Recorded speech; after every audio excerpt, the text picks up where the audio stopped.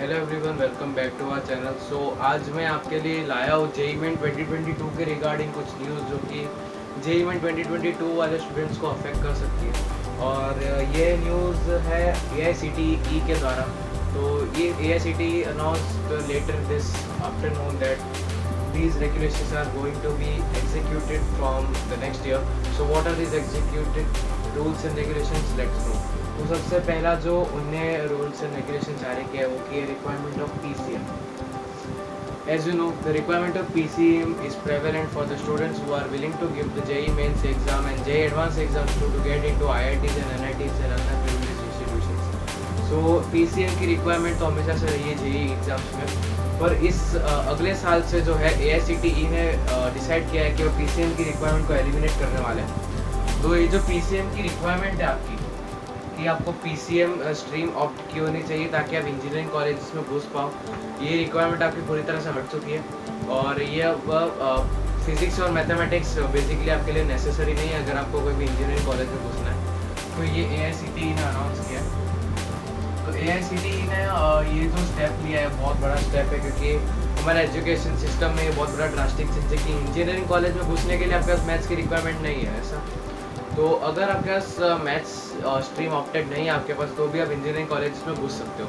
और आपके दिमाग में सवाल आ रहा होगा कि ऐसा कैसे, मतलब इंजीनियरिंग में जो कोर सब्जेक्ट होता है वही मैथ्स होता है, तो how can you get into in college without fulfilling the requirement of maths. So उसके लिए उन्हें सोल्यूशन निकाला ब्रिजिंग कोर्सेज का।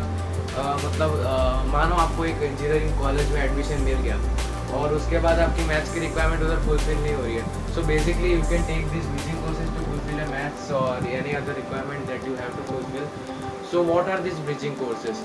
अगर आपको कोई सब्जेक्ट की रिक्वायरमेंट फुलफिल करनी है आपको, तो आप भी ब्रिजिंग कोर्सेज ले सकते हैं। आपको कुछ महीनों तक और सब्जेक्ट के रिलेटेड आपको पढ़ाई कराई जाएगी और उसी पढ़ाई को ब्रिजिंग कोर्स बोलते हैं। और उसी पढ़ाई के आपकी एग्ज़ाम देकर कॉलेज में एडमिशन ले सकते हो। तो ब्रिजिंग कोर्स वाला सिस्टम भी नया आया हुआ है हमारे इंजीनियरिंग कॉलेजेस के लिए। तो ब्रिजिंग कोर्सेज का जो सिस्टम है वो इम्प्लीमेंट किया जाएगा PCM की रिक्वायरमेंट को एलिमिनेट करने के बाद। ये कोर्सेज को लेके other students who have opted for other than PCM can also get into good engineering colleges, तो JEE mains and JEE advance. Okay, so अब बात करते हैं वो which students are affected by this implementation of rules and regulations. So the students appearing for JEE Main 2021 are not affected by these rules and regulations because these rules are to be implemented from the coming year. Okay, these rules are mainly focused on the students who are we are going to give the exams for JEE Main 2022. So 2022 के students ही affected है, इससे 2021 के students affected नहीं है। तो 2021 के students के लिए वही एडवाइस है मेरी कि आप जैसे अपनी तैयारी कर रहे हो NITs और IITs में घुसने के लिए, तो आप वैसी तैयारी करते हो, आप में कोई चेंज नहीं है, सारा का सारा चेंज 2022 के स्टूडेंट्स के लिए। तो सबसे अगला सवाल जो आता है 2022 स्टूडेंट्स में, which includes me because I am also going to appear for the JEE Main 2022 exams and also JEE Advanced because I am confident that I will qualify for JEE Advanced. So अगला सवाल जो दिमाग में आता है वो है कि चेंज इन पैटर्न होने वाला है क्या, JEE मेंस के एग्जाम में कुछ पैटर्न में कुछ चेंज होने वाला है क्या। तो इसके रिगार्डिंग AICTE ने अब तक कोई अनाउंसमेंट नहीं किया है कि whether if they are going to change the pattern of JEE Main and JEE advance exams.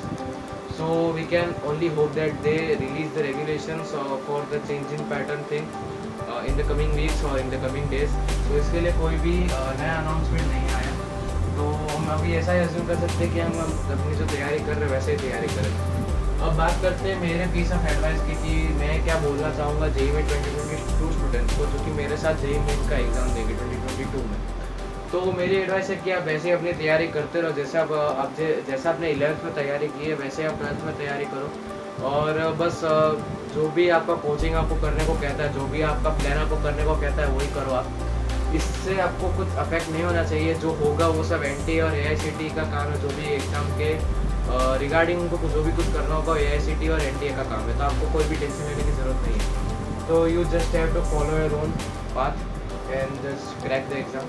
तो बात करते हैं कि what are the possible reasons for this implementation of this act, not act, that will be damn serious, but इस चीज़ की implementation के पीछे क्या क्या रीजंस थे उसके हम बात करने वाले हैं। तो सबसे पहला रीज़न जो मेरे दिमाग में आया all this are possible reason mind you, because इसके रिगार्डिंग ने कोई भी रीज़न का अनाउंसमेंट नहीं किया, तो मैं अपने तरफ हिसाब से स्पेकुलेट कर रहा हूँ कि क्या क्या रीजंस हो सकते हैं। तो जैसा कि देखा जाए तो फेब्रुअरी शिफ्ट जो था 2021 का जेई मेन के लिए, उसमें सिर्फ 6,50,000 के अराउंड स्टूडेंट्स ने एग्ज़ाम दिया था जेई मेन का। सिर्फ इतने स्टूडेंट्स ने एग्ज़ाम दिया था। तो this is a topic of concern regarding NTA because the students are appearing for JEE mains has been increasing and decreasing simultaneously in the years. तो ये चीज़ जो है वो थोड़ी सी एनटीए को अफेक्ट कर सकती है, इसलिए उन्होंने शायद एआईसीटीई के साथ ये अपडेट निकाला हो। अब this is only speculation of mind, okay. ऐसा ज़रूरी नहीं है कि ये रीज़न की वजह से एआईसीटीई की ये नया रूल आया हो। तो एक ये रीज़न हो सकता है कि due to depreciating value of students appearing for JEE main exam this act has been promoted, okay. तो तीसरी जो है अब्रॉड पॉपुलैरिटी, इसका मतलब क्या है?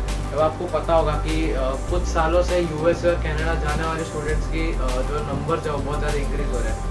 मतलब जो ब्राइट माइंडेड स्टूडेंट्स हैं वो जेई मेन स्किप करके डायरेक्ट फॉरेन कंट्रीज में उनको ज़्यादा अपॉर्चुनिटी दिखती है, सिर्फ फॉरेन कंट्रीज में चले जाते हैं। तो ये एक रीज़न ऑफ कंसर्न है for the Indian education system. तो हो सकता है उन्होंने ये किया हो ताकि मतलब कंपटीशन में थोड़ा अच्छा क्वालिटी बना रहे, इसलिए उन्हें शायद ये रूल जारी किए हो। तो ये सिर्फ एक वापस मेरा स्पेकुलेशन है, बार बार तो आपको पकाऊंगा नहीं मैं। तो ये मेरा पूरा इंफॉर्मेशन के रिगार्डिंग ये वीडियो था आपके लिए। तो ये एआईसीटीई का जो रेगुलेशन उन्होंने जारी किया इसने मुझे भी इफेक्ट किया कि because I am also potential student who is about to give the JEE main 2022 exam. सो इसने मुझे भी इफेक्ट किया, इसलिए मैंने इस पर वीडियो बनाना का ज़रूरी सोचा। और ये जो ऊपर मैंने लिखा है कि जेईई मेन फरवरी अटेम्प्ट का जो टॉपर है वो एलन कोटा से, उसने 300 था तो 300 मार्क्स स्कोर किया, उसको ऑक्सफोर्ड यूनिवर्सिटी से एडमिशन लेटर है विदाउट इवन अप्लाई। सो उसके लिए मैं कॉन्ग्रेचुलेसन कहना चाहूँगा उसको। तो क्योंकि इंडिया में ऐसा बहुत सारे स्टूडेंट्स जेईई मेन जैसे हार्ड कॉम्पिटिटिव एग्जाम्स में फुल मार्क्स स्कोर करते हैं, इससे उसको कॉन्ग्रेचुलेसन कहना चाहूँगा। ये था पूरा जेईई मेन 2022 के regarding update. I hope you like it and I hope it helps.